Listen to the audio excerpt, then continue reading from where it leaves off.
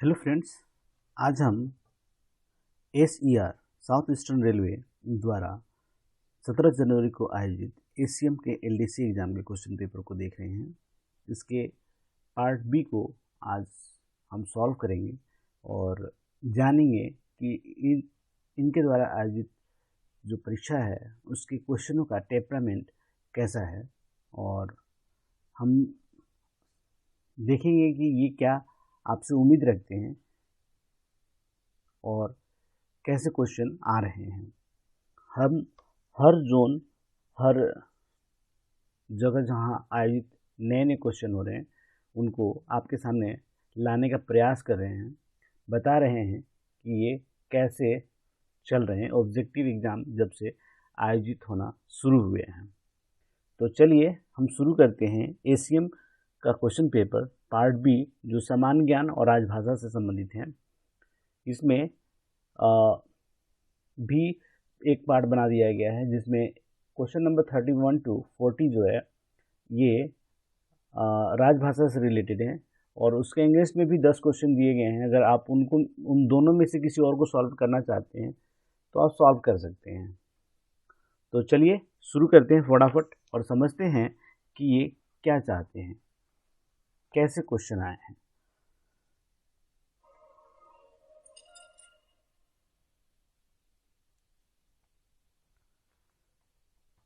Question number 1 है, किस देश की स्पेस एक्स कंपनी ने फाल्कन हैवी रॉकेट की मदद से अंतरिक्ष में पहली व्यावसायिक उड़ान सफलतापूर्वक शुरू की है।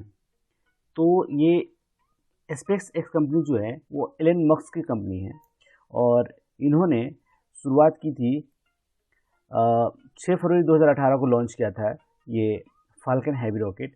और ये अमेरिकी व्यवसायिक कारोबारी और एक मोटिवेशनल पर्सनालिटी हैं, जिनसे हमको बहुत कुछ सीखने को मिल सकता है। तो ये आप देख सकते हैं कि फर्स्ट का जो आंसर है वो बी होगा। चलिए क्वेश्चन नंबर 2 को देखते हैं। फीफा विश्व कप 2022 की मेज़बानी कौन सा देश करेगा? ये एशियाई देश कतर द्वारा आयोजित होगा और आपको बताएंगे कि जो फीफा का वर्ल्ड कप होता है एवरी 4 ईयर में होते हैं, यानी कि हर 4 साल बाद आयोजित किया जाता है। ठीक है। Question number 3, bank of Baroda किन 2 बैंकों के साथ विलय करके भारत का तीसरा सबसे बड़ा बैंक बन गया है? तो ये जो ऑप्शन है बी, विजया बैंक और देना बैंक के साथ मिलकर इनका मर्जर किया गया था। ये सितंबर 17 को 2018 में इसकी अनाउंसमेंट हुई थी और ये पिछले साल मर्जर कंप्लीट हुई है। ठीक है। निम्नलिखित में से क्वेश्चन नंबर 4 है, निम्नलिखित में से कौन सा हवाई अड्डा भारत का सबसे बेस्ट हवाई अड्डा है? तो ये इसका सही आंसर है दिल्ली। दिल्ली की जो हवाई अड्डे है वो 67 मिलियन पैसेंजर को अप्रैल 19 से लेकर मार्च 20 के बीच में इसने ये किया हुआ था। जो international Indira Gandhi international airport है ना, उसमें आवाजाही इनके द्वारा किया गया था 67 मिलियंस। इसके बाद जो नंबर है वो मुंबई का है। ठीक है। तो क्वेश्चन नंबर 4 का सही आंसर है दिल्ली, भारत का सबसे बेस्ट हवाई अड्डा है। क्वेश्चन नंबर 5 है, भारत के रक्षा मंत्री कौन है? तो अभी जो हैं वो राजनाथ सिंह हैं, श्री राजनाथ सिंह जी हैं। ठीक है। भारतीय रेलवे की कौन सी rail coach factory coach rail coach निर्माण इकाई दुनिया की सबसे बड़ी रेल कोच निर्माता बन गई है? तो ये जो वंदे भारत जिसने बनाया है ना, ये बनाया है ICF चेन्नई। इसने करीब 3000 से ज़्यादा कोचों का निर्माण कर चीन को मात दी है, क्योंकि पहले चीन ये इस तरह का कारनामा किया करता था। तो सही आंसर है ICF चेन्नई। पालघाट जो डिवीज़न है, रेलवे डिवीज़न है, वो किसका पार्ट है? तो ये दक्षिण रेलवे का पार्ट है, जो सही आंसर है डी। ठीक है। भारत के किस राज्य को मंदिरों का भूमि कहा जाता है? मंदिरों की भूमि कहा जाता है? तो ये गए तमिलनाडु को कहा जाता है। सही आंसर है तमिलनाडु। ठीक। किस नदी को बिहार का दुख कहा जाता है, यानी कि शोक कहा जाता है? तो शोक से जो है, दुख से, ये कोसी इसका सही आंसर है।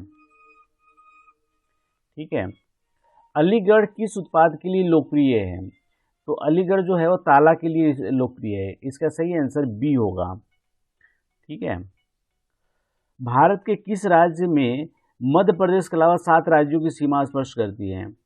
तो ये सही आंसर इसका असम होगा। 7 सिस्टर्स जो हैं ये इनसे टच होती हैं, और बाकी बंगाल भी हैं और वो सब हैं।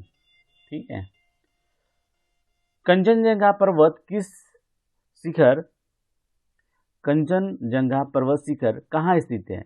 तो ये सिक्किम में स्थित है। ठीक है। किस शहर को भारत का मैनचेस्टर कहा जाता है? तो अहमदाबाद को कहा जाता है। ठीक है। अहमदाबाद का एक दूसरा नाम भी है कर्णावती।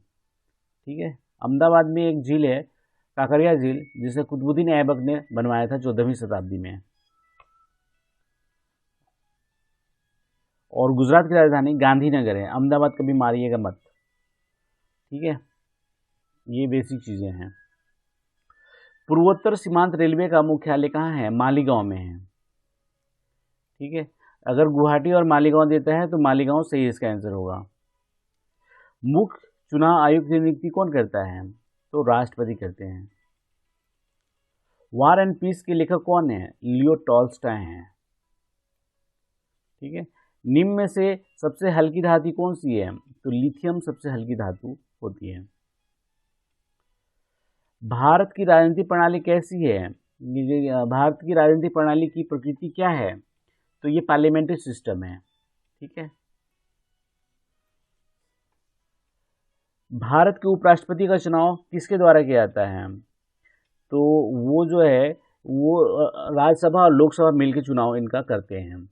तो यहाँ पे जो है ऑप्शन है हम देख लेते हैं। ये है लोगों के प्रतिनिधित्व का तरीका, ये नहीं है।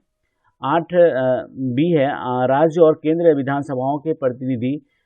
नंबर सी है सीधे लोगों द्वारा, और डी है संसद के दोनों सदनों के सदस्य एक संयुक्त बैठक में इकट्ठा होकर भी कर सकते हैं। तो ठीक है, तो इसका आंसर डी होगा। ठीक है। उपराष्ट्रपति का चुनाव संसद के दोनों सदनों के सदस्य मिलकर करते हैं। यूपीएससी देश के किस क्षेत्र में कार्य करता है? तो ये संपूर्ण क्षेत्र में कार्य करता है। ये हमारे नौकरशाहों को चुनता है। ये ब्यूरोक्रेट्स जो होते हैं उनको, ये 3 तरह की परीक्षाएं आयोजित की जाती हैं, IAS, IFS और हाँ, 3 तरह की परीक्षाएं आयोजित की जाती है। तो ठीक है।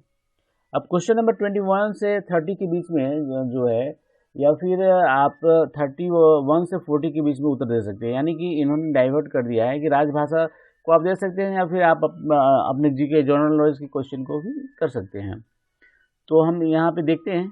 क्वेश्चन नंबर 21 है, एशिया के विभिन्न भागों में निम्न में से कौन सा धर्म व्यापक रूप से फैला हुआ है? तो ये है बौद्ध धर्म। भारत आने वाले पहले यूरोपीय कौन थे? तो पुर्तगाली थे। ठीक है।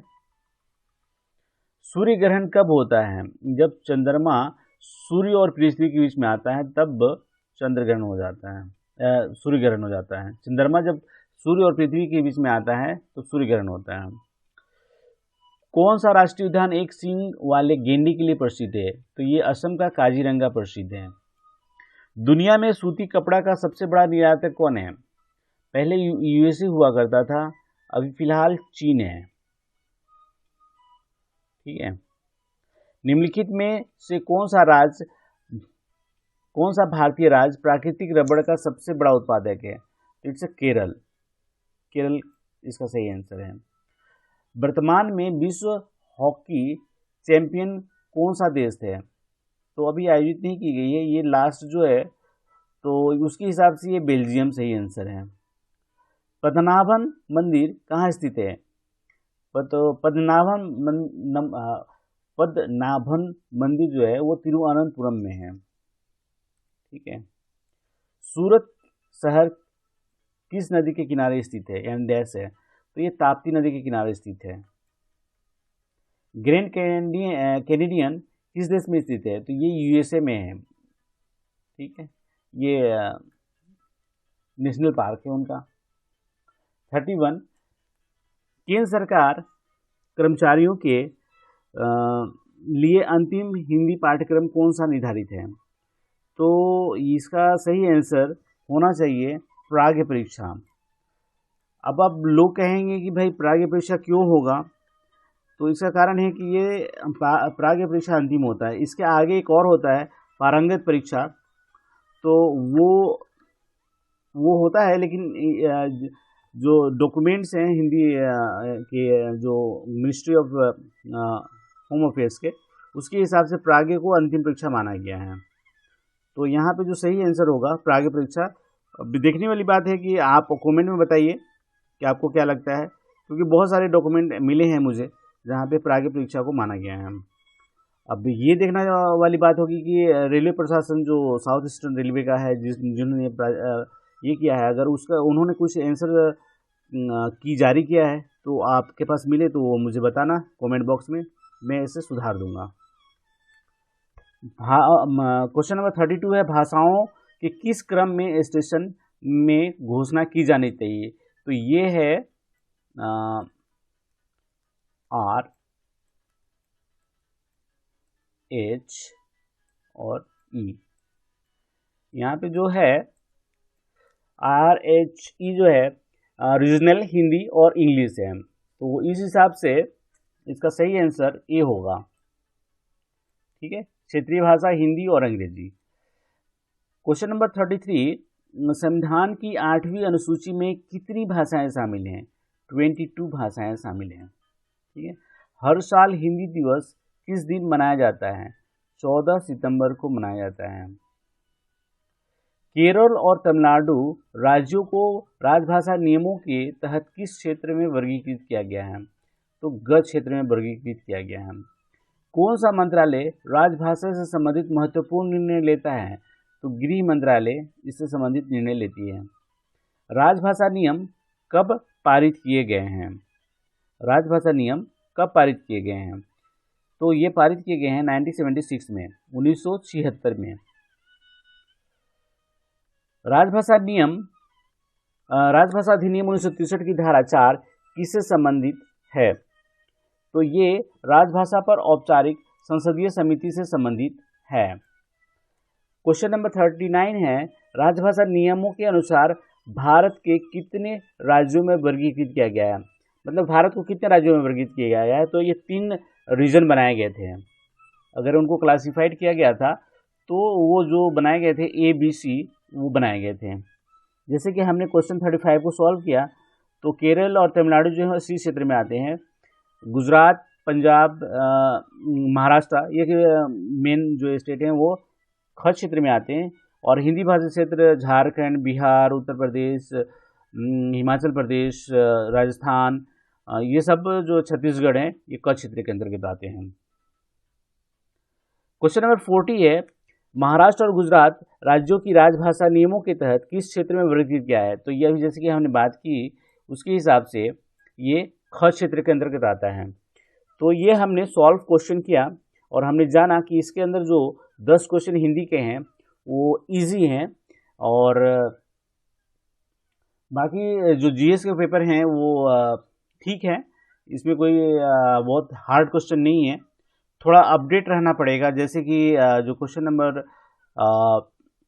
6 है, या फिर ये तो डिवीज़न वाला एक है, तो ये तो हमारे सिलेबस के अंदर ही है। बैंक वाला जो क्वेश्चन है या फिर फीफा है, ये थोड़ा अपडेट रहने की ज़रूरत है। हम अपने काम, रेलवे का काम करते हुए अपने आप को अपडेट रखें तो ये क्वेश्चन काफ़ी इजी लगते हैं। तो आप इसे ये करें और बनाएं, और मैं कोशिश करूंगा कि जो मेरा ब्लॉग साइट है उस पर एज इट इज़ इस क्वेश्चन को वहाँ पोस्ट किया जाए ताकि आप उसे सॉल्व करें और यहाँ वीडियो देख के अपने ज्ञान का वर्धन करें। तो आज हमने बहुत कुछ अच्छा सीखा। चलिए, thank you so much for watching. आप इसी तरह हमारे साथ पूरे वीडियो के दौरान बने रहें और अपने नॉलेज में वैल्यू ऐड कर सकें। हर बार ये इस तरह की वीडियो जो लेके आऊँगा इसमें आपके ज्ञान की वृद्धि होगी, इसकी मेरी गारंटी है। Thank you very much.